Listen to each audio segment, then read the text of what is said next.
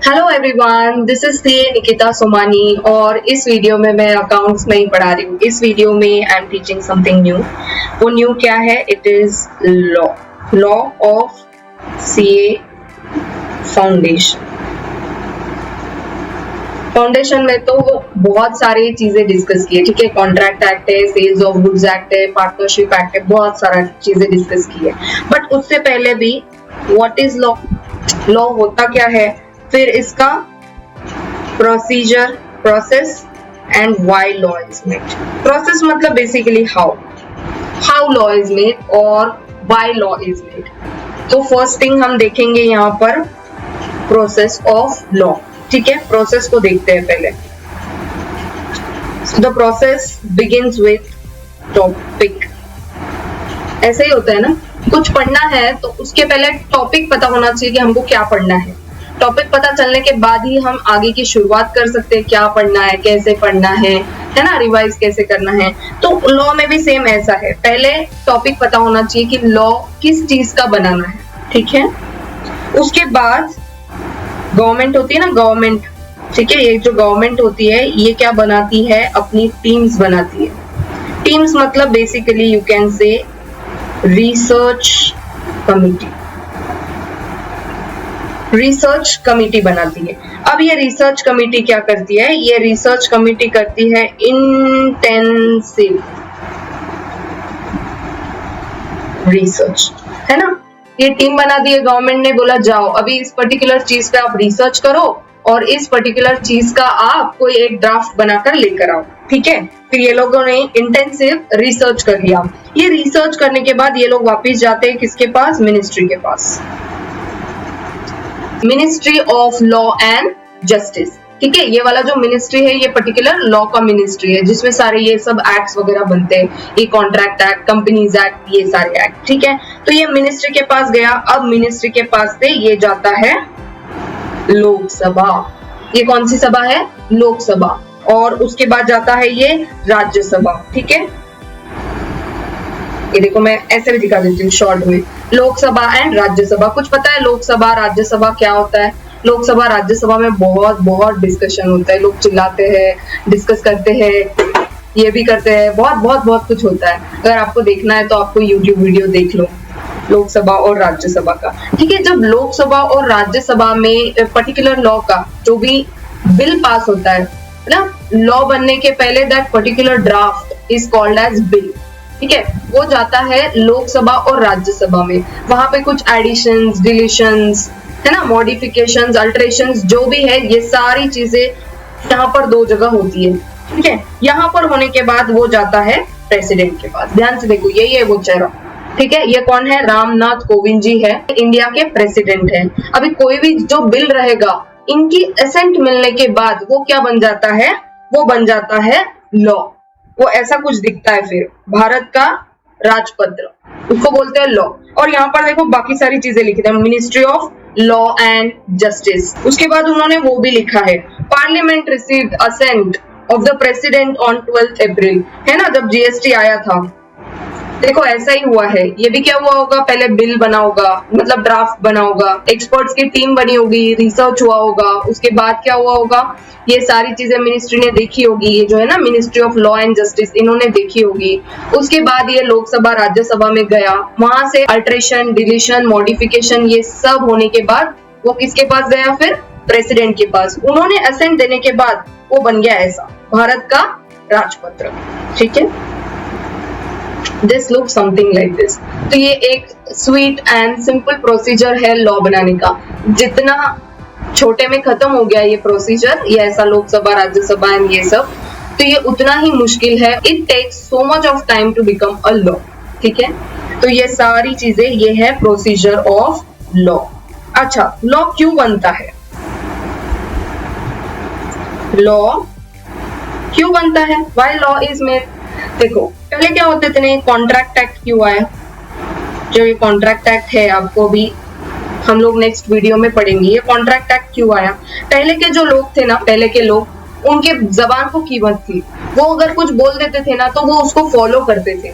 But फिर क्या हुआ, धीरे धीरे जब लोगों की मेंटालिटी, लोगों के जो दिमाग है वो बदलने लग गए, उसके बाद है ना फ्रॉड्स, स्कैम्स, ये सारा सब कुछ जब होने लग गया तो फिर उनको ऐसी रिक्वायरमेंट लगी, लोगों को ऐसी रिक्वायरमेंट लगी कि यार पब्लिक डोमेन में एक ऐसा एक्ट होना चाहिए जो इस सारी चीजों को रेगुलेट करे। फिर उस कॉन्ट्रैक्ट एक्ट में ये सारी चीजों को ध्यान में रखते हुए सारे सेक्शंस बना दिए कि जो भी लोग कॉन्ट्रैक्ट करेंगे, दो लोग जब कोई कॉन्ट्रैक्ट करेंगे तो उनको ये कॉन्ट्रैक्ट के जितने भी प्रोविजंस है, जो भी प्रोविजंस उनको एप्लीकेबल होते हैं वो उनको फॉलो करने पड़ेंगे। पहले लोग ब्रीच ऑफ कॉन्ट्रैक्ट नहीं करते थे, अब लोग करते हैं वो। आप फॉर एग्जाम्पल अगर घर बेचना होगा, ठीक है, तो हम लोग ऐसे बोलते हैं क्या, ठीक है आप हम आपको घर बेच देंगे, अभी का थोड़ा सा कुछ अमाउंट दे दो, बचा हुआ अमाउंट बाद में दे देना। ये सामने वाला बोलता है आपको बचा हुआ अमाउंट 5 दिन के बाद दे देते हैं। 5 दिन के बाद वो रुकते ही नहीं है, वो 9 2 11 हो जाते हैं, ठीक है। तो वो कॉन्ट्रैक्ट फुलफिल नहीं होता है। तो वो कॉन्ट्रैक्ट होने के लिए क्या होता है कि हम एक कॉन्ट्रैक्ट बनाते हैं, पेपर पे साइन करवाते हो कि you are selling this house property और इसका ये कीमत होगी, ये दिन आपने ये कॉन्ट्रैक्ट किया था, everything, all the terms of the contract is written in that contract book, ठीक है, वो कॉन्ट्रैक्ट में लिखा होता है सब कुछ। Okay, now another type of thing is, देखो motor vehicles act, motor vehicles act, ये एक्ट क्यों आया मोटर व्हीकल्स एक्ट? क्योंकि देखो पहले लोग पैदल चलते थे, बैलगाड़ी से चलते थे, रिक्शा में जाते थे, साइकिल चलाते थे, ये सारी चीजों में इतना वो नहीं होता था कि चलो एक्सीडेंट हो जाएंगे, लोगों को रूल्स फॉलो करने होंगे, है ना, ये सारा सब कुछ नहीं होता था। बट जब जैसे जैसे धीरे धीरे लोग 2 व्हीलर 4 व्हीलर, है ना, ट्रक्स, टेम्पोस, ये सब यूज करना शुरू हो गया जब सबका, और अभी तो हर सिंगल पर्सन के पास है, एक घर में करीब 4 गाड़ियां तो पक्के में होगी, ठीक है। तो इन सारी चीजों के लिए क्या हुआ फिर कि चलो ठीक है कुछ रूल्स होने चाहिए।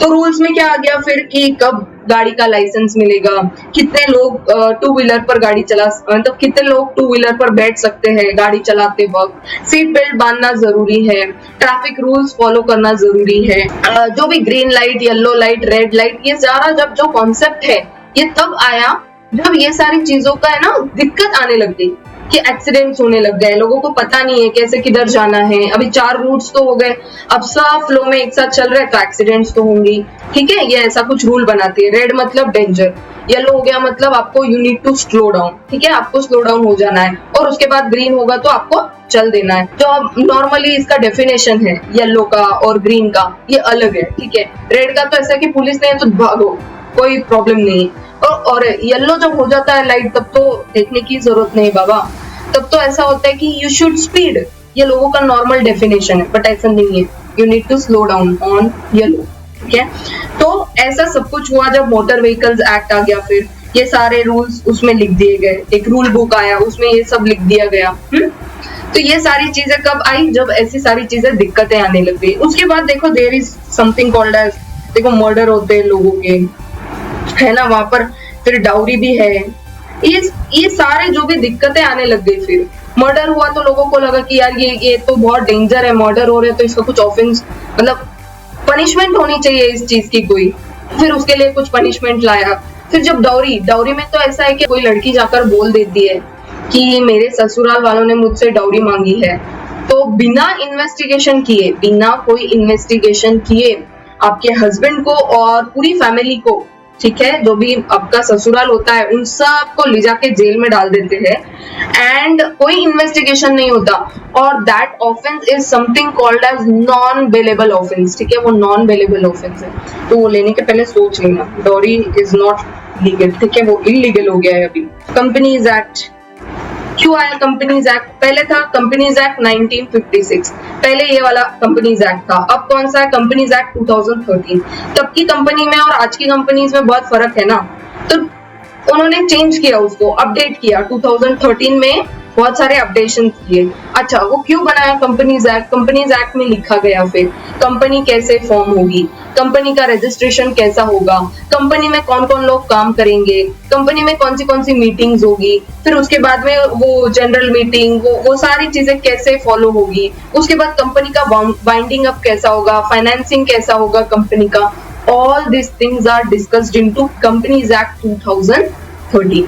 पहले था 1956, ठीक है। अब देखो जैसे कुछ फ्रॉड्स होते हैं, जैसे हर्षद मेहता का फ्रॉड, ठीक है, अभी तो वो एकदम ट्रेंडिंग पे चल रहा है, लोग उसको देख रहे हैं ना अभी, तो हर्षद मेहता का फ्रॉड हुआ, सत्यम का फ्रॉड हुआ। तो कंपनीज एक्ट में ऑडिटर्स के रिलेटेड जो जो भी प्रोविजंस थे उनको थोड़ा और अपडेट किया, सो दैट ये ऐसे फ्रॉड्स ना हो, जैसा सत्यम में हुआ वैसा फ्रॉड ना हो। ठीक है, तो जब कोई दिक्कत होती है, जब कोई टॉपिक होता है, हमने देखा ना कि जब कोई टॉपिक होता है लॉ बनाने का, तो वो टॉपिक बनता है, उसके बाद एक रिसर्च टीम बनती है, वो टीम एक अपना इंटेंसिव रिसर्च करती है, उस रिसर्च के बाद वो मिनिस्ट्री के पास जाता है, देखो हमने बनाया है, कुछ रिकमेंडेशंस है क्या, और उसके बाद वो लोकसभा राज्यसभा में जाता है, वहां पर कुछ एडिशंस, डिलीशंस, ऑल्टरेशंस, मॉडिफिकेशंस जो भी है ये सब होता है। उसके बाद वो प्रेसिडेंट के पास जाता है, प्रेसिडेंट जब उसके ऊपर एसेंट देते हैं तो दैट बिकम्स अ लॉ। ठीक है, तो ये सारा है प्रोसीजर ऑफ लॉ।